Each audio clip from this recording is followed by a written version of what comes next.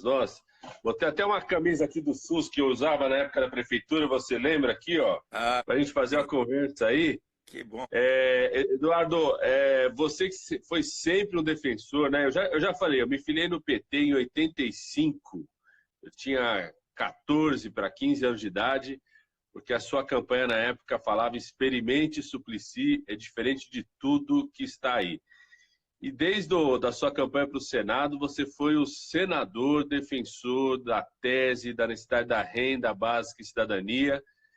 E eu diria que o mundo hoje está reconhecendo a sua luta, Eduardo, e países do mundo inteiro, inclusive o Trump nos Estados Unidos adotando, né? Eu acho que podia explicar um pouco para as pessoas, Eduardo, a importância dessa medida e a sua proposta do renda básica emergencial para enfrentar o coronavírus, não só no Brasil, mas como no mundo. Muito bem. Mais e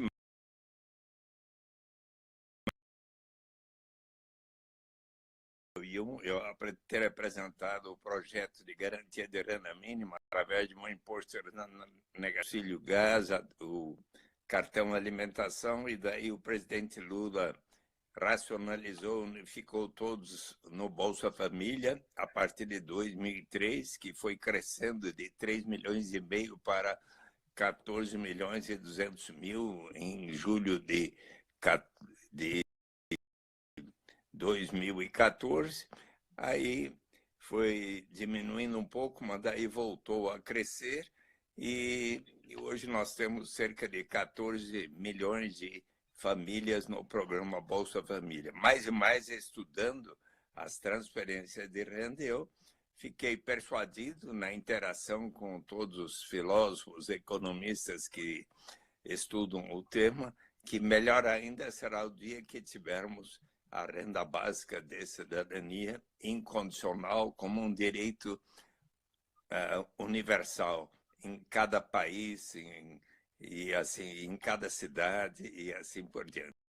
E apresentei um novo projeto em dezembro de 2001. Felizmente, o Senado Federal aprovou, a Câmara também, mas com um parágrafo muito significativo que o senador Francelino Pereira, depois de estudar a matéria, observou para mim, é uma ótima ideia, mas você precisa torná-la compatível com a lei de responsabilidade fiscal, pela qual,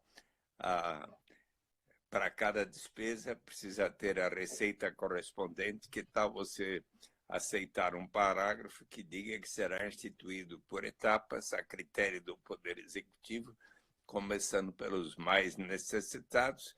E eu avaliei como de bom senso, aceitei, e graças a este parágrafo, tanto o Senado, dezembro de 2002, quanto a Câmara, dezembro de 2003, foi feito em caráter terminativo nas comissões respectivas, e sabe que era dezembro de 2003, quem era deputado federal à época era suplente, mas estava presente e assinalado, está lá na votação.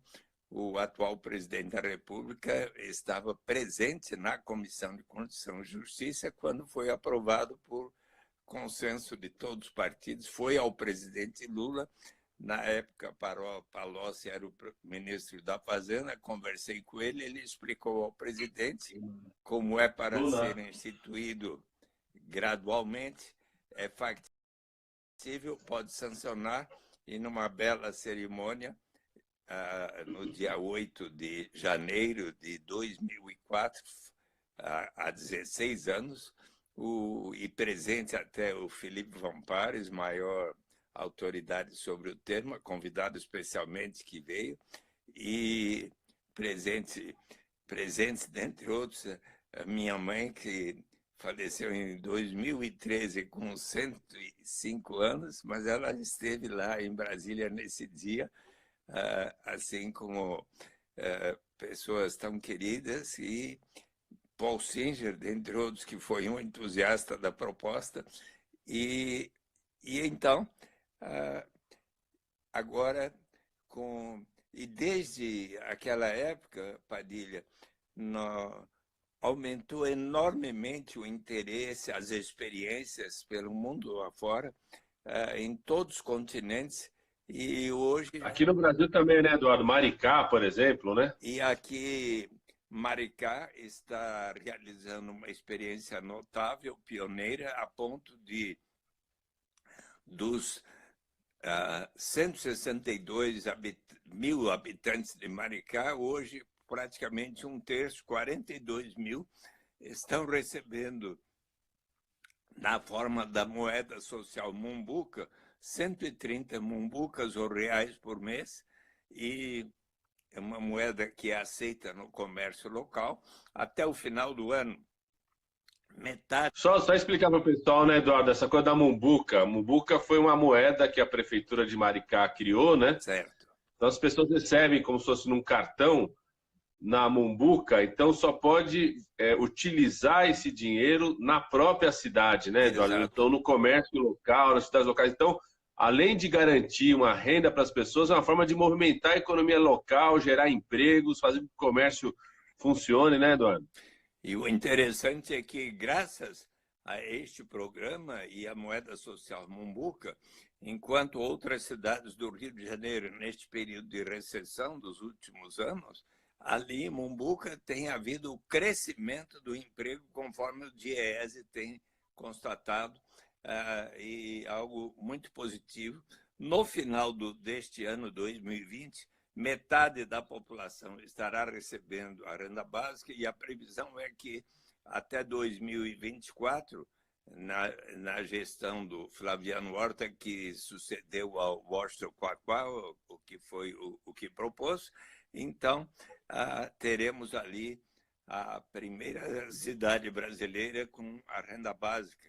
E você sabe que o prefeito Fernando Haddad, entusiasmado com a proposta, também fez um projeto para São Paulo, que está tramitando na Câmara Municipal de São Paulo, já passou nas comissões de Constituição e Justiça, de Administração Pública.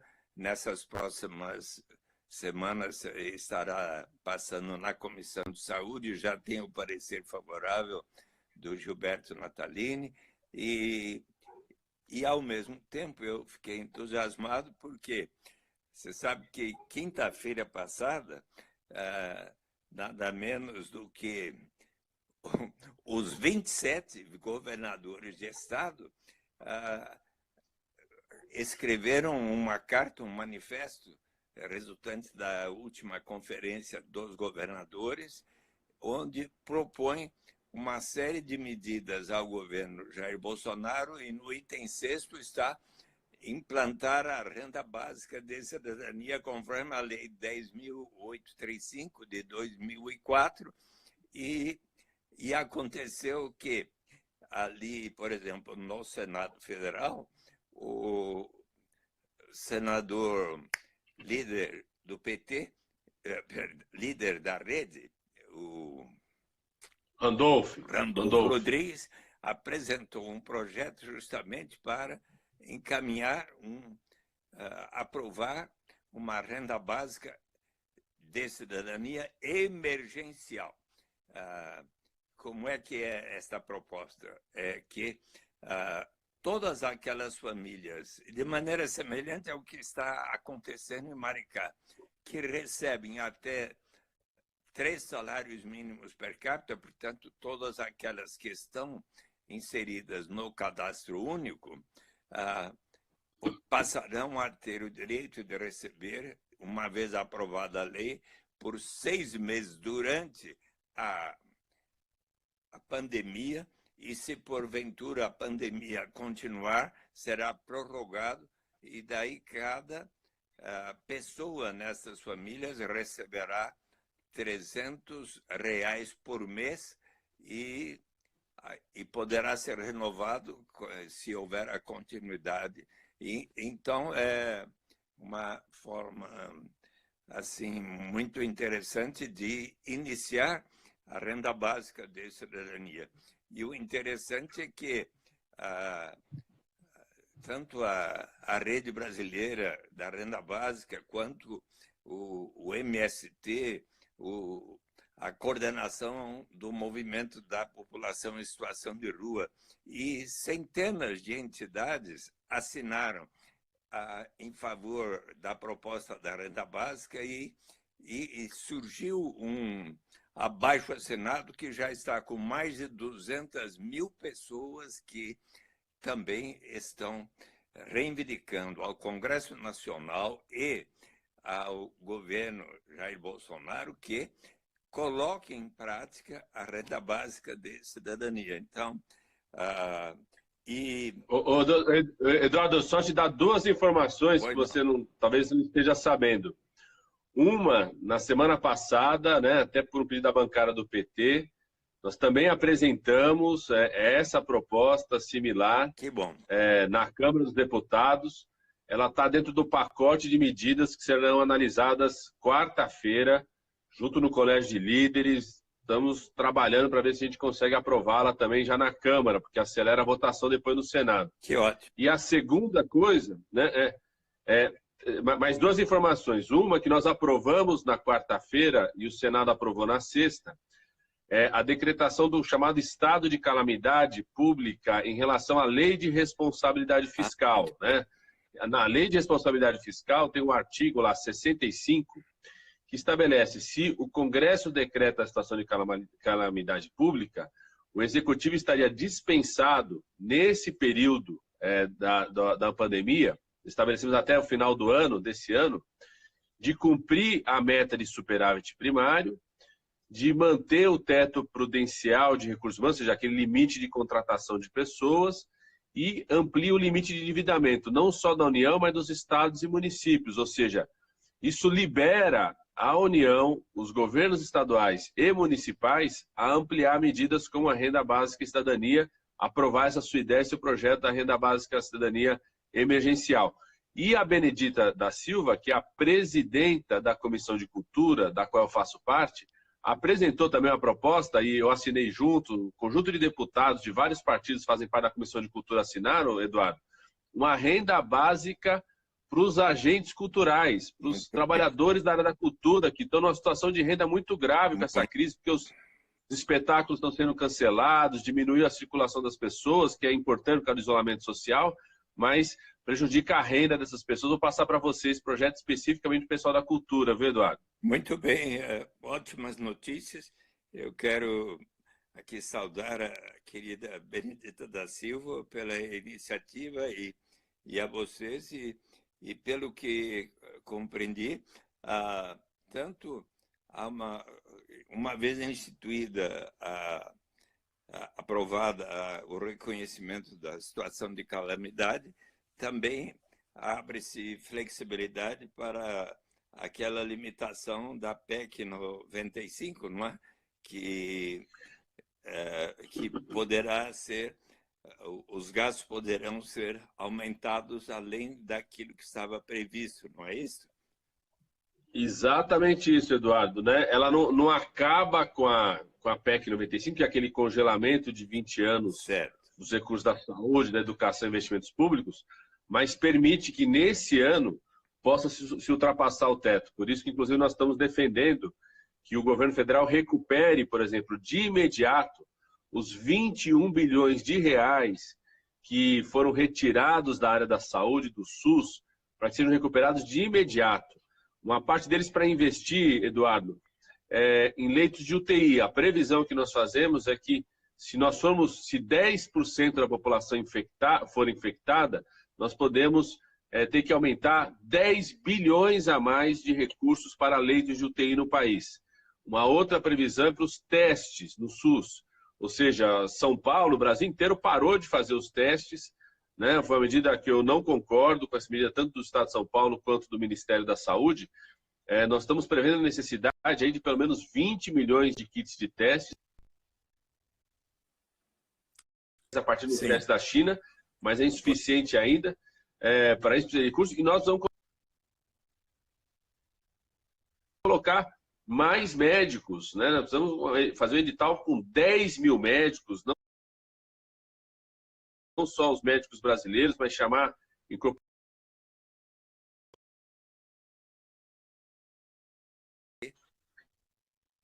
chamar os médicos brasileiros formados no exterior que estão aqui. Milhares de jovens que se formaram no exterior que podem. Maravilha. Muito importante. Eduardo, tem um comentário aqui do. Sim.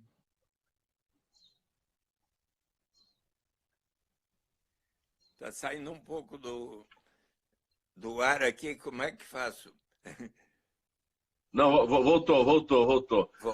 Eduardo, porque tem muita gente acompanhando já. Suplicy, conta um pouco para a gente como é que está essa coisa da renda básica no mundo. Trump, a renda básica, as ideias da renda básica, as ideias de renda básica emergenciais no mundo, viu? Trump, né? Eu já tinha visto Portugal garantir, Espanha, medidas em outros países da Europa. Agora o Trump nos Estados Unidos determinou aí uma espécie de renda básica para o conjunto da população dos Estados Unidos. Como é que é isso, Eduardo? Você convenceu o Trump, conseguiu convencer os Estados Unidos aí. Olha, parece que é uma proposta de $1.000 por mês para cada norte-americano. Isso aí, sabe que havia sido proposto pelo James Tobin quando George McGovern foi candidato versus Nixon. Ele tinha a proposta do Demo Grant, que era $1.000 por ano, agora vai ser por mês, mas naquela época seria $1.000 por ano para cada norte-americano, e era uma proposta de renda básica, mas infelizmente na época não foi tão bem compreendido, ele não venceu as eleições, mas que agora tenha chegado o momento, que boa ideia. Mas sabe que eu tenho acompanhado de perto as experiências, por exemplo, no ano passado eu fui até o Quênia, em janeiro, e visitei as vilas rurais pobres do Quênia, onde, através da instituição Give Directly, dando diretamente, que conseguiu prêmios da Google e das empresas do Vale do Silício, juntaram $30 milhões para prover em todas as vilas rurais do Quênia. Aliás, são conjunto de vilas, 44 vilas, por exemplo, estão recebendo $22 por mês para cada adulto, também recebendo pelo telefone, algo parecido lá com Maricar. Ali recebem pelo telefone celular e trocam no comércio da vila local ou trocam por dinheiro. E eu, com a Mônica Dallari, visitamos as vilas rurais, as famílias, e é impressionante o impacto tão positivo que fizeram com que aquelas famílias, com essa modesta contribuição, $22 por adulto, viessem a adquirir mais instrumentos de trabalho, passaram a trabalhar mais eficazmente. Houve uma diferença enorme do ponto de vista das mulheres. Elas passaram a se sentir com muito maior liberdade, autonomia, uma notável diferença do ponto de vista das mulheres, muito maior solidariedade entre todos em cada uma das vilas rurais. E essa experiência está sendo muito bem estudada por outros lugares. A experiência mais notável que existe é a do Alasca, que há mais de 30 anos paga a todos os seus, hoje, mais de 750 mil habitantes, desde que ali residindo há um ano ou mais, um dividendo que resulta do fundo permanente do Alasca, das receitas do petróleo, e ali o Alasca foi transformado do mais desigual estado norte-americano em 1980 para hoje ser o mais igualitário, junto com o Utah, de todos os 50 estados norte-americanos, e constitui suicídio político para qualquer liderança no Alasca propor o fim do sistema. Na Namíbia tem uma formidável experiência que aconteceu. Eu visitei pessoalmente na vila de Otiveiro, por 3 anos se pagou ali uma modesta renda a todos os seus habitantes de $12 por ano. Um dos entusiastas da experiência foi eleito presidente da República, Raj Gangob, e que programou, anunciou para até 2025 a instituição de uma renda básica de cidadania para toda a Namíbia, ele agora como presidente da República. Então, a cidade de Stockton, na Califórnia, tem o prefeito mais jovem dos Estados Unidos e ele Olha só. resolveu também fazer uma experiência de pagar para 130 pessoas que foram sorteadas $550 por ano, e há uma instituição que se chama Jane Family Institute, que começou a fazer estudos comparativos das experiências da renda básica e está comparando o que ocorre em Stockton com Maricá.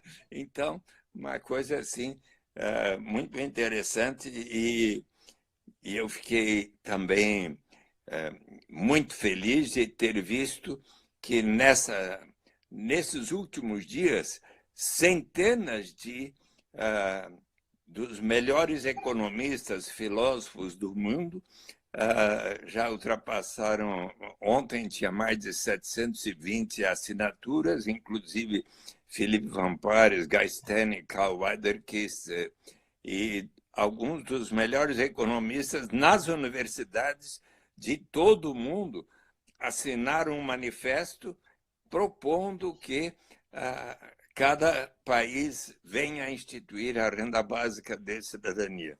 Então, Padilha, nós estamos falando assim num momento muito especial da história, saudando estas iniciativas e se de um lado, do ponto de vista das iniciativas para caminhar na direção da realização da justiça, seguindo, portanto, a conclamação feita pelo Papa Papa Francisco, que iria reunir os jovens em março último. Eu estaria lá, mas foi transferida para novembro. Então, os jovens brasileiros que vão participar do encontro com o Francisco, lá na cidade de Assis, na Itália, me convidaram, e quando eu expus a renda básica, eles falaram: nós queremos apresentar isso ao Papa, e por isso me convidaram, e eu estarei lá junto. Mas o Papa Francisco tem conclamado a todos, e isso ele o fez quando visitou a América Latina da última vez. Ele falou: eu conclamo a todos os chefes de Estado para colocar em prática aqueles instrumentos que vão promover a justiça para que então possa haver a paz. Ora, a renda básica de cidadania é um dos instrumentos que poderão tanto colaborar para a realização da justiça. Então, nós estamos assim, como que realizando algo que tem muita afinidade com os objetivos traçados pelo Papa Francisco. Isso me deixa também muito contente. Sim, verdade. Eu acho que nós estamos assim, né, diante de uma crise sanitária e econômica como essa. Acho que o mundo acordou para duas coisas, né, Eduardo? Primeiro, todo ser humano que vive nesse mundo tem que ter direito a uma renda básica que possa lhe garantir a sua sobrevivência e, com isso, também a garantir a circulação da economia local. E eu acho que uma outra coisa que o mundo está percebendo, né, Eduardo, a importância do... Tem muita gente entrando aqui, muita gente falando, por exemplo, né, tem milhares de brasileiros, jovens brasileiros, que foram se formar no exterior, fazer o sonho de fazer um curso de medicina no exterior, estão esperando desde 2017 o governo federal fazer o exame de revalidação de diploma. Foi interrompido pelo Temer, foi um exame que eu criei junto com o Haddad na época, eu era ministro da Saúde, o Haddad ministro da Educação.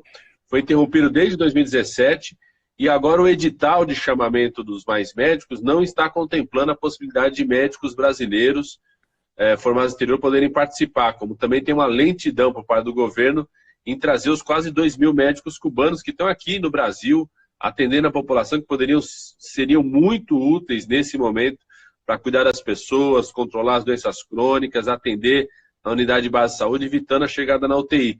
E muita gente falando aqui, Eduardo, sobre a necessidade de abrir hospitais. Por exemplo, tem um hospital sorocabano, que você conhece bem, que está fechado aqui na região da Lapa, na cidade de São Paulo. Durante a gestão da a gente tentou abrir o hospital inteiro, o governo do estado não passou o prédio para a prefeitura, né?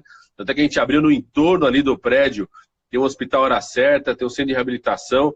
Então, o que era da prefeitura, o Haddad abriu novos serviços. E a população falando assim, não é a hora de a gente pegar e abrir de vez esses leitos do SUS aqui no Sorocabano, tão importante. Eduardo, conta um pouco para as pessoas como é que você prevê, assim, porque muita gente fala o seguinte, não tem dinheiro para garantir a renda básica e cidadania. Nós vimos aqui os dados do Brasil, né? 208 bilionários. 208 bilionários. Se a gente pegasse 3%, o imposto sobre grandes fortunas de 208, só tem 208 bilionários no Brasil. Se a gente pegasse 3%, daria um orçamento anual equivalente ao que é do Bolsa Família. Pois bem, muito importante.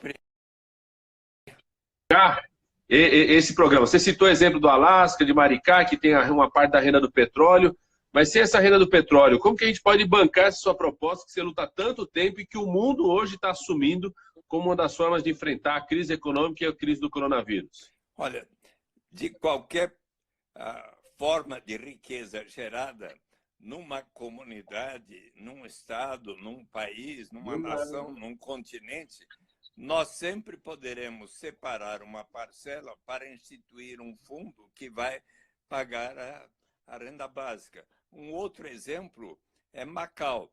Macau, que era a antiga colônia portuguesa, em 1999 passou a ser da República Popular da China, porém com autonomia. E aí o governo local autorizou a existência de cassinos. Hoje Macau tem mais cassinos que Las Vegas. O Brasil recebe 8, 9 milhões de turistas por ano, Macau recebe 30 milhões. Quando foi 2006, com o desenvolvimento dos cassinos, houve forte tensão social. E o governo, então, passou a destinar 6% da receita de Macau, de cassinos, hotéis e tal, para pagar uma renda, um wealth partaking scheme, wealth partaking scheme, um dividendo igual a todos os seus cerca de 700 mil residentes permanentes. Começou a pagar em 2008 4 mil patacas, 6 mil, 8 mil, no ano passado 10 mil patacas, cerca de $1.220 por habitante, pai, mãe, 3 crianças, dá 6 mil por ano, $500 por ano, ou seja, e eu estive lá em 2016, a população está recebendo de forma muito feliz também, é uma outra experiência pioneira. Então, como no Brasil há tantas formas de riqueza geradas, e é mais do que de bom senso que toda a população brasileira possa participar, pelo menos, um pouco da riqueza comum de nossa nação. Então, é uma questão de bom senso que os grandes pensadores da história da humanidade, como Thomas More, Thomas Paine, o Bertrand Russell, e todos são favoráveis. E economistas no mais largo espectro também defendem todos receberem uma renda como parte da riqueza e de maneira... E eu tenho a convicção de que, na medida que for instituída e começar a se ver os resultados tão positivos, aquelas pessoas que detêm estas grandes fortunas vão achar de bom senso que nós passemos a viver numa nação com muito maior grau de solidariedade, de justiça, o que vai resultar o quê? Na diminuição, por exemplo, da criminalidade violenta, dos assaltos, dos roubos, dos assassinatos. Poderemos passar a viver numa nação de muito maior grau de solidariedade, de paz, de menor grau de violência. E, aliás, eu gostaria de dizer uma coisa.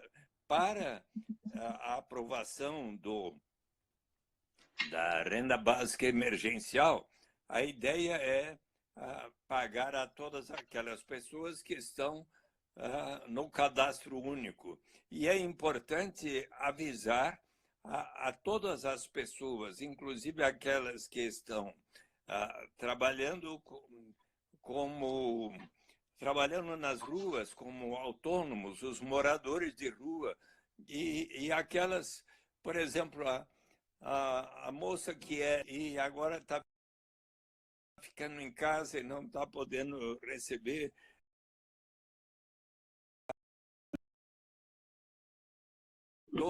a cabeleireira que fechou o salão de cabeleireiro, ela está sem trabalhar e tudo. Todas essas pessoas têm o direito de se cadastrar no cadastro único, segundo as normas do governo, e poderem também, caso seja aprovada a renda básica emergencial, fazerem parte receberem este benefício. Até que um dia venhamos a ter a renda básica incondicional, até para esses grandes milionários que você citou, ou bilionários, mas, obviamente, eles vão perceber que, graças à contribuição deles, eles próprios e todos os demais, hoje, mais de 210 milhões de brasileiros e brasileiras, inclusive deles aqui residentes há 5 anos ou mais, todos passarão a ter o direito à renda básica de cidadania. Eduardo, muita gente entrou um pouquinho depois. A sua proposta, então, né, que no caso do Senado, o Randolph já apresentou, é que fosse instituído emergencialmente para todas aquelas famílias que tenham pelo menos abaixo de 1/3 do salário mínimo per capita. É isso, Eduardo? Explica aí um pouco, fala um pouco, pessoal, que muita gente entrou depois, tem gente perguntando aqui qual que é a proposta que você está fazendo para esse ano, emergencialmente. Para este ano, emergencialmente, são todas as famílias que estão inscritas no cadastro único. Essas famílias são aquelas que recebem até 3 salários mínimos. E só um minutinho que eu vou dizer aqui. Os beneficiários do programa Bolsa Família farão jus à suplementação no mínimo de R$ 300 mensais por pessoa por 6 meses prorrogáveis enquanto durar a epidemia ou pandemia. Todas as pessoas listadas no cadastro único, CAD único, e todos os seus dependentes com renda familiar per capita inferior a 3 salários mínimos, portanto, renda familiar per capita inferior a 3 salários mínimos e que não sejam beneficiários do programa Bolsa Família, farão jus ao benefício especial no valor de, no mínimo, R$ 300 mensais por 6 meses prorrogáveis enquanto durar a epidemia ou pandemia. E farão jus ao benefício todas as pessoas cadastradas no Cadastro Único de Programas Sociais que atendam às condicionalidades dos parágrafos 1º e 2º, e os beneficiários receberão os valores diretamente da conta cadastrada na Caixa Econômica e, no período de recebimento da renda básica, ficam suspensas as condicionalidades existentes nos parágrafos 1º e 2º. Ou seja, neste período não precisará haver o cumprimento daquelas condicionalidades para todas as famílias que recebem até 3 salários mínimos por mês, cadastradas no cadastro único. Daí a relevância de darmos a informação a todos os moradores em situação de rua, as pessoas que estão no mercado informal, as pessoas que, por alguma razão, até vendedores ambulantes, que estão com dificuldade de obter renda, todas têm o direito de se cadastrar no cadastro único e, uma vez aprovada a lei, estarem recebendo.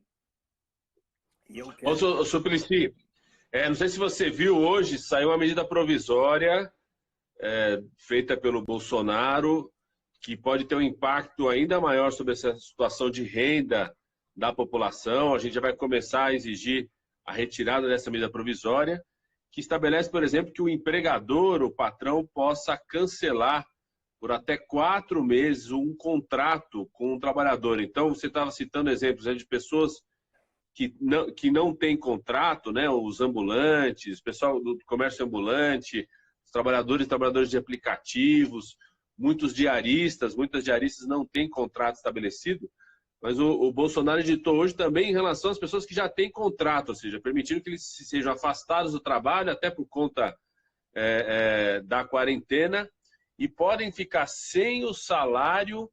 Está dizendo ali que pode ser uma negociação individual do patrão com o empregado, podendo obrigar que ele fique sem o salário, cancelamento do contrato por 4 meses, sem recolhimento de FGTS e sem seguro-desemprego nesse momento. Por isso também as propostas, né, Eduardo, de uma espécie de seguro-desemprego, tanto para quem tem contrato, mas também, sobretudo, como você falou, para os diaristas, para as diaristas, né, para as pessoas que trabalham com comércio ambulante, para os milhares que trabalham com aplicativos, né, aqui na nossa cidade de São Paulo, muita gente trabalhando com aplicativo, que foi até a forma de ocupação que mais cresceu no último período. Vão precisar de uma ação emergencial nesse período, né, Eduardo? Porque a minha previsão, eu tenho dito isso desde o começo, né, nós deveremos ter até o inverno um período de crise sanitária, não só por conta do coronavírus, mas também por outras doenças respiratórias que aparecem nessa época do inverno, né, Eduardo? Sem dúvida. E agora, eu quero... Olha, precisou o coronavírus chegar aqui para que o governo Jair Bolsonaro reconhecesse a importância do programa de sua iniciativa dos Mais Médicos. Eu quero cumprimentá-lo por isso. E eu que tantas vezes, quando você iniciou Mais Médicos, eu estive junto, até recebendo e conversando. Você era senador na época, inclusive. E conversei com os participantes do programa Mais Médicos, inclusive de tantos cubanos que chegavam aqui com muita felicidade e viram no trabalho que desempenhavam, beneficiando o povo, sobretudo das regiões mais carentes no Brasil, o quanto que isso foi benéfico. Eu quero cumprimentá-lo e ver que... Eduardo, você sabe que essa crise, né, tanto econômica quanto sanitária, tem reforçado aí o reconhecimento no mundo por 2 coisas que a gente lutou sempre, eu e você, tanto pela renda básica cidadania quanto pelo SUS. Sempre nos ajudou muito na luta do SUS, do Sistema Público Universal. Não sei se você viu, inclusive, uma diferença muito importante nas taxas de letalidade, na quantidade de óbitos, né, e mesmo na progressão de casos, entre os países que mantiveram seus sistemas nacionais públicos, né, ou que reforçaram seus sistemas nacionais públicos nesse momento, como a Inglaterra, a Alemanha, a própria França, né, e a comparação entre países que têm um sistema absolutamente privado, como é o caso do sistema americano, a incapacidade de coordenar uma reação ao coronavírus, né? Inclusive com muita dificuldade de cuidar da sua população, taxa de letalidade aumentando. A Itália vinha num processo de desmonte do seu sistema nacional público por um governo de ultradireita que está na Itália. Então essa é também uma das explicações possíveis para a progressão tão rápida, a letalidade tão alta na Itália, e o quanto que a gente depende do SUS aqui no Brasil para enfrentar o coronavírus, com todas as fragilidades e dificuldades. Se não for o SUS, nós temos um risco muito sério de ter uma tragédia muito grande. E a gente tem cobrado um pouco isso, viu, Eduardo? Né? O governo federal, nesse momento, já deveria estar fazendo isso desde janeiro, quando a gente já tinha as informações sobre a epidemia do coronavírus, expandir rapidamente o leito de UTI. Até hoje, nenhum leito novo foi aberto pelo governo federal. Já deveria ter feito o edital do Mais Médicos desde o começo do ano, para que a gente tenha muitos médicos do Mais Médicos espalhados aí nas unidades básicas de saúde, né? E não programou essa coisa da testagem. Tanto é que a gente está sem testes no país nesse momento, e também não programou a distribuição de máscaras e proteção aos trabalhadores e trabalhadoras da saúde, Eduardo. Muitos trabalhadores que estão nos prontos-socorros, nas UTIs, nas UPAs, na UBS, eu continuo atendendo na unidade básica de saúde, mesmo estando deputado federal, não abri mão de continuar atendendo a população junto com os meus alunos. Muitos dos trabalhadores e das trabalhadoras reclamando que não tem máscara, não tem jaleco para utilizar, que são mecanismos fundamentais de proteção. Pode acontecer no Brasil o que aconteceu na Itália, que no início da epidemia infectou um volume muito importante dos trabalhadores da saúde, eles ficaram sem capacidade, inclusive, de atender as pessoas. Essa também é uma das hipóteses da letalidade tão elevada na Itália. A Itália hoje que é o país que mais morreu pessoas pelo coronavírus no mundo inteiro. Já ultrapassou a China, viu, Eduardo? Muito bem, a criação do Sistema Único de Saúde, que resultou de decisão da Constituinte e que foi tão atentamente observada nos governos do presidente Lula, da presidenta Dilma, inclusive com a sua participação, expandindo, aumentando a qualidade, inclusive incluindo o programa Mais Médicos, é algo que precisa ser reconhecido e agora aperfeiçoado para atender situações tão prementes quanto essas do Bolsa Família. E gostaria de aproveitar aqui a oportunidade para transmitir ao Comitê Civil que envolve a Prefeitura, a Câmara Municipal, o Tribunal de Contas da União, onde nós, vereadores, estamos, o Antônio Donato, o Alfredinho e todos a nossa bancada estão colaborando para pedir a atenção especial para os moradores em situação de rua de São Paulo, que são agora num número que foi aumentado significativamente, e essas pessoas precisam ter a assistência. A própria Arquidiocese de São Paulo, por iniciativa do padre Júlio Lancelotti, inclusive definiu que aquela capela que existe na Luz no Bom Retiro, feita para os moradores em situação de rua por Dom Paulo Evaristo Arnes, seja um lugar de abrigo para a população em situação de rua que eventualmente esteja ali contaminada e precisa da assistência. E então é preciso um apelo muito especial à Prefeitura Municipal para atender os casos da população em situação de rua com coronavírus. Muito importante isso, Eduardo. Você vai se lembrar, você foi secretário junto comigo. Naquele momento você já havia saído da secretaria para ser candidato a vereador, mas você acompanhou de perto aquela ação Sim. que nós fizemos no mês de... Foi em 2016, foi até um pedido do padre Júlio Lancelotti. Foi um inverno bastante rigoroso no Brasil, em São Paulo. Aliás, foi o ano 2016, depois da pandemia de 2009, né, da pandemia da influenza. 2016 foi o ano que mais morreu pessoas por influenza no Brasil. E nós fizemos uma ação emergencial, exatamente nisso que você está falando, o padre Júlio que estimulou, de abertura de espaços de acolhimento emergenciais para a população em situação de rua, antes de começar o inverno.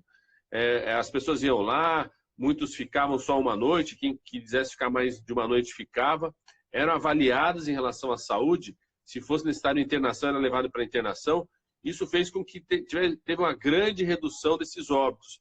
E hoje, como você falou, dobrou a população em situação de rua na cidade de São Paulo. Então é muito importante uma ação mais enérgica aí por parte da prefeitura, como você está falando, de abertura de novos espaços de acolhimento para essa população agora, já no outono, que possa, nesses espaços, exatamente para poder cuidar dessa população, né, para que a gente possa evitar, porque essa é uma população extremamente vulnerável para o coronavírus e para as outras doenças respiratórias, né? Teve uma iniciativa aí da prefeitura de pegar o espaço do Pacaembu, do AMB, para abrir leitos. Nós torcemos para que também tenha iniciativas como essa para abrigar a população em situação de rua, né, Eduardo? Olha, Padilha, eu quero aproveitar a oportunidade para fazer um apelo ao coordenador nacional do Movimento pela População de Rua, o Darcy Costa, e o outro, o Edivaldo, que é o vice-coordenador, porque ontem, dados os problemas que tem havido ali, inclusive no CISART, que fica embaixo, fica no viaduto Pedroso, houve um conflito entre eles e eu quero muito recomendar a eles, assim com muita amizade e carinho, para que cheguem a um bom entendimento entre eles, porque ontem houve uma briga lá, houve o desaparecimento de computadores e eu quero pedir a eles, procurem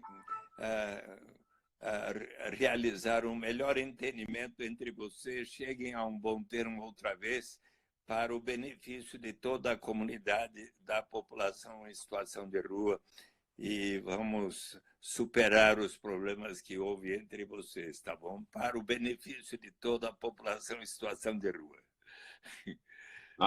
Isso é muito importante, né, Eduardo? É momento de paz, né? Não de briga, né? Tanto no mundo da política quanto na sociedade, né? A gente promover a paz, juntar as pessoas, juntos a gente pode enfrentar essa grande crise sanitária e crise econômica, né? Com o papel que nós temos, né, Eduardo? Você como vereador, eu como deputado federal, você como ex-secretário, ex-senador, alguém que sempre defendeu a renda básica e cidadania, eu que sempre defendi o SUS, também de apontar para os governos, né, soluções, o que não está sendo feito, mas no tom de colaborar, né? E a gente precisa, por parte aí, sobretudo da população em situação de rua, colaboração de todos. Só unidos a gente consegue enfrentar a situação, né? Desunidos, né? Já tem muito problema para gerar desunião da população em situação de rua, né, Eduardo? E eles que muito frequentam o meu gabinete, por exemplo, tem solicitado, por exemplo, emendas para que haja o Natal da população em situação de rua e tantas outras iniciativas. Num momento como esse de crise, acabou havendo lá um conflito, precisou até a polícia, a Guarda Civil chegar lá para tentar amainar os espíritos, e então, por isso que eu aproveito e faço esse apelo a todos eles. Mas, Padilha, eu quero muito agradecer essa oportunidade de estar conversando com você. Eu tô aqui junto com o Suplicy. Ô, Eduardo, eu vou começar uma reunião daqui a pouco, junto com o presidente Lula da direção nacional do PT. Estou aqui junto com o Suplicy. Nós estamos fazendo um ao vivo, porque, enfim, o mundo está reconhecendo a renda básica, a cidadania e o SUS como as principais armas para enfrentar o coronavírus. Ali, o pessoal da direção nacional, o presidente da Gleice, todo mundo ali esperando, daqui a pouco vai ter uma reunião com eles. Que bom. Então, manda um abração para o presidente Lula, um beijão para a Gleice. E que boa notícia é essa de que a renda básica de cidadania está se espalhando pelo mundo e pelo Brasil e vai ser logo implantada. Um grande abraço para vocês. Um grande abraço, Eduardo, e vamos mantendo assim atualizado. Vou te passando as informações de como é que está a tramitação lá no Congresso Nacional, tanto na Câmara quanto no Senado, das medidas aí em relação ao coronavírus lá e, sobretudo, o andamento da proposta aí da renda básica e cidadania emergencial, Eduardo. Então, um grande abraço, Padilha. Foi uma satisfação muito grande ter ficar em casa. Todo mundo sabe que o Suplicy é uma pessoa saudável, tem hábitos saudáveis. Se ele está ficando em casa é porque todo mundo precisa ficar em casa, não só para se cuidar, né, para se proteger do risco de transmissão, mas também para proteger as outras pessoas, né, para não ser um agente de transmissão para outras pessoas, né, Eduardo? Muito bem, Padilha. Reitero aqui a recomendação a todos para permanecer em casa e aproveitar para estar refletindo, estar estudando, interagindo nas redes sociais. Isso é muito positivo. E eu aproveito... Eduardo, só para todo mundo saber, a partir de hoje começa a campanha de vacinação para influenza, para gripe. É uma vacina muito importante que as pessoas tomem, né? Sobretudo todos aqueles que estão no grupo de risco para influenza, que são os idosos, os profissionais de saúde, gestantes, crianças e pessoas que, independente de estarem nesse grupo, têm algum tipo de doença crônica. É muito importante se vacinar. Tem que se organizar para a vacinação, para também não transformar num tumulto que possa ampliar a transmissão do coronavírus. Mas é importante. Muita gente perguntando, Padilha, é importante se vacinar? É muito importante se vacinar, por dois motivos. Um, porque você se protege, e se você não tiver uma gripe grave por influenza, você vai estar mais forte para enfrentar uma gripe, né, uma síndrome respiratória por coronavírus. E segundo, que se você não tiver uma gripe grave por influenza, você reduz também a pressão sobre o sistema de saúde. Então, a proteção individual e coletiva. Começou hoje a campanha de vacinação. Todo mundo é importante vacinar. As pessoas saberem que esse ano a faixa etária começa com 55 anos. Então, mais gente vai poder tomar a vacina pelo SUS, viu, Eduardo? Olha, Padilha, eu estou com 78 anos. Faço 79 em 21 de junho e eu vou agora de manhã no posto de saúde de Pinheiro fazer a vacina e recomendo a todos, sobretudo os de 55 anos ou mais, que façam o mesmo. Eu vou daqui a pouco lá no posto de saúde, tá bom? Seguindo a sua Muito bom, Eduardo. Um grande abraço. Vamos continuar conversando aí esses dias, tá bom? Um grande abraço. Mandar um abraço para todo mundo. Vamos encerrar aqui. Vai ficar, o vídeo vai continuar aí no... Você pode pegar tanto no Stories do Instagram do Suplicy, no meu Stories, do @padilhando. Você pode pegar também nas outras redes a nossa conversa aqui. Um grande abraço, Eduardo. Um abração, muito obrigado. Felicidades e abração ao Lula, a Gleisi e a todos aí do PT também. Um abraço. Obrigado.